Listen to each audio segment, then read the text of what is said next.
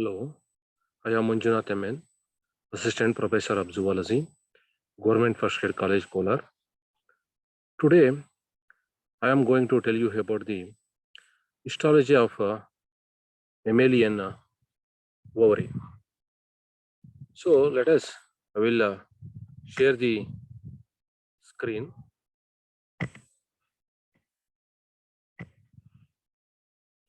So, here,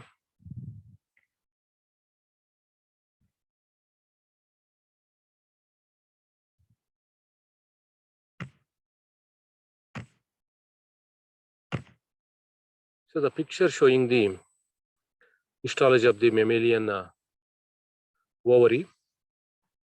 So, you can see all the structures which are there in the ovary. Okay.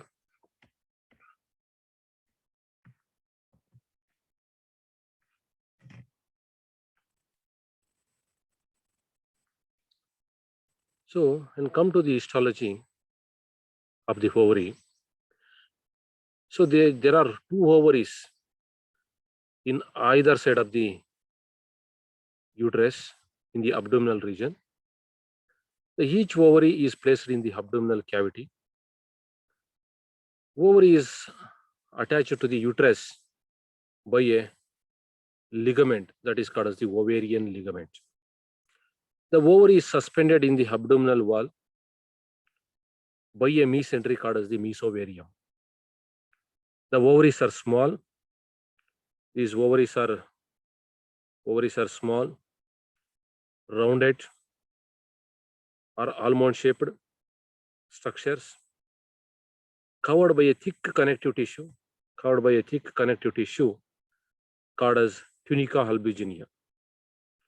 So this is covered by a simple squamous mesothelium called as the germinal epithelium, and this what tunica albuginea covered the ovaries, and is covered by the germinal epithelium. So when I take the cross section of the ovary, we can see the two regions in the ovary. One is the outermost cortex and inner medulla. The cortex containing ovarian follicles of various stages. You can see the ovarian follicles of various stages in the cortex region, and the medulla containing a vascular tissue.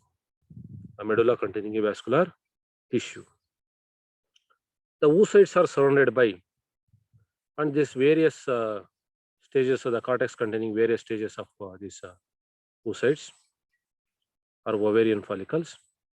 These oocytes are surrounded by epithelial cells.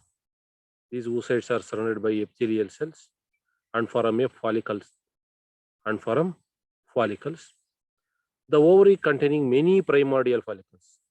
So each ovary, there are two ovaries, each ovary containing many primordial follicles, which are mostly found around the edges of the cortex. Generally, they are found in the edges of the cortex. There are fewer follicles in different stages. Only few follicles are in different stages of their development. Okay, so that is the primary follicle, secondary follicles, and matured follicles are Graafian follicles, and ruptured Graafian follicles. Okay, corpus luteum. Okay, the remaining parts of the Graafian follicles after ovulation, and finally, if fertilization is not takes place, this corpus luteum will convert it into corpus albicans. Okay, this corpus luteum converted into corpus albicans. So these are the various stages of follicular development we can see in the cortex. Okay. So when come to the primary follicles, so the primary follicles are look like this.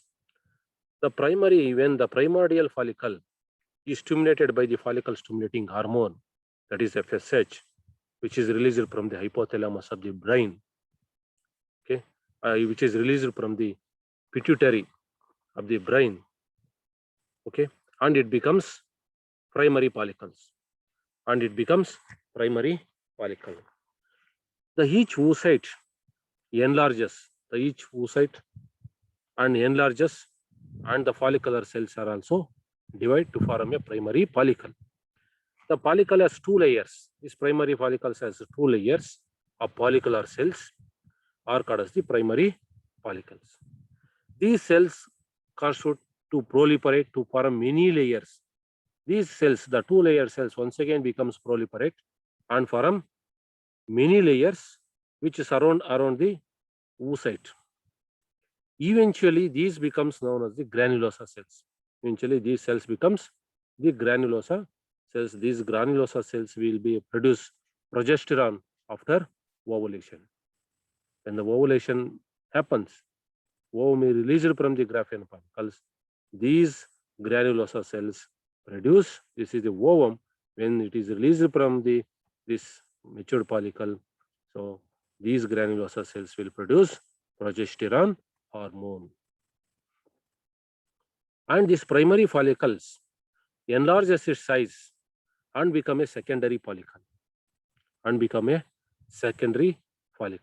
The secondary follicles looks very similar to primary follicles except some structures.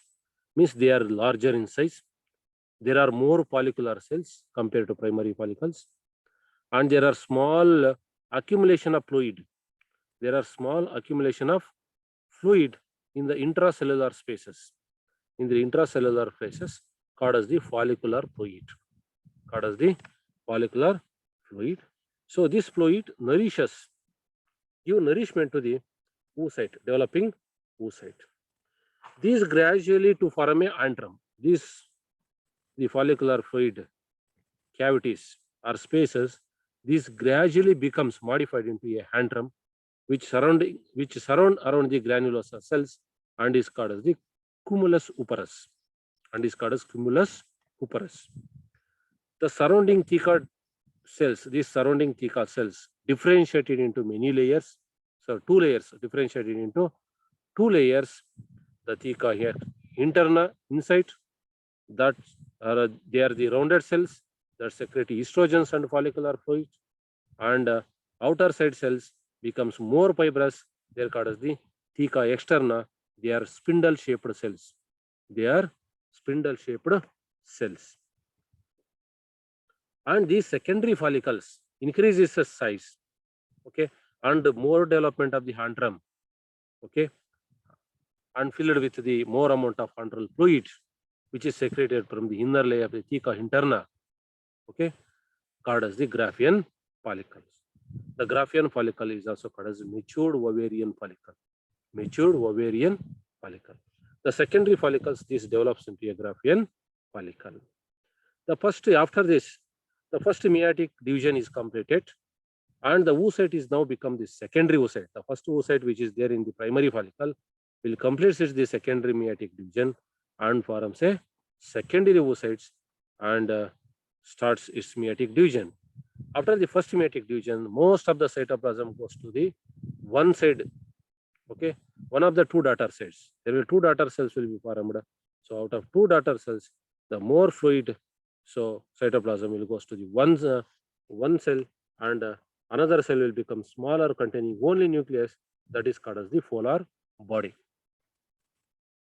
So the follicular fluid fills a single space.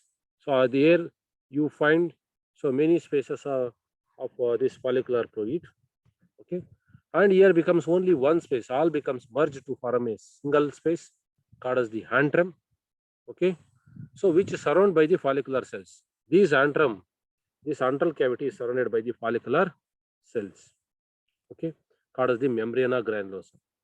Membrana granulosa cells surround around this antrum, which is filled with the antral fluid. The granulosa cells that surround the oocyte and project into the antrum are called as the cumulus operus. Okay, the granulosa cells which surround around this oocyte, which project into the antrum, that is called as the cumulus operus. There is a basement membrane between these granulosa cells and the theca interna, and there is a basement membrane here. So this is membrane separating this granulosa cells and the theca interna, and this is theca externa. So here this the basement membrane is separating the theca interna with the granulosa cells. So this is the and the fibrous theca externa. Here the fibrous the theca externa becomes the fibrous which emerges with the surrounding stroma, which emerges out from the surrounding stroma. So this is the complete structure of the Graafian follicle. So this when the ovulation happens, the ovum is released from the Graafian follicle. The granulosa cells and the remaining contents of this Graafian follicle, that is theca externa and theca interna, okay, are filled with blood clot called as the corpus hemorrhagicum. All the follicles are filled with the blood clot called as the corpus hemorrhagicum, which then forms the corpus luteum. First becomes the corpus hemorrhagicum, becomes that filled with the fluid blood, then it becomes the corpus luteum. In the corpus luteum, the granulosa cells enlarge. The granulosa cells becomes enlarged and becomes more vesicular, nothing but more supply of blood, and are now called as the granulosa lutein.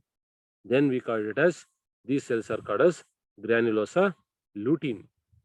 Okay, these becomes folded. They become folded, as you can see here. Okay, you can see here. So this becomes more folded. The spaces between the folds are filled with the theca interna cells. The spaces between these folds are filled with the theca interna cells, which also enlarge.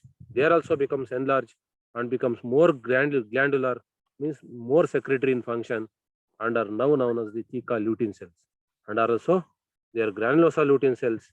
Okay, and these are the theca lutein cells. So if pregnancy does not occur, these cells produces progesterone hormone. If pregnancy does not occur, then the corpus luteum, this corpus luteum degenerates into the corpus albicans. Okay, so this image showing the atretic corpus luteum or corpus albicans means degenerating corpus luteum. The corpus luteum becoming degenerating or atretic corpus luteum or corpus albicans. I mean, after corpus luteum, so if pregnancy not occurs, that will convert it into corpus albicans. The cellular elements are degenerated. Here the cellular elements are all becomes degenerated, and macrophages become phagocytic in functions. Phagocyte the dead cells. They phagocyte the dead cells. Fibrous tissue is left behind, and only the remaining tissue become the fibrous tissue only. All these glandular cells will become engulfed by the macrophages. The corpus albicans looks pale. The corpus albicans looks pale. It will continue to shrink. Finally, it will continue to slowly shrink, eventually forming a small scar.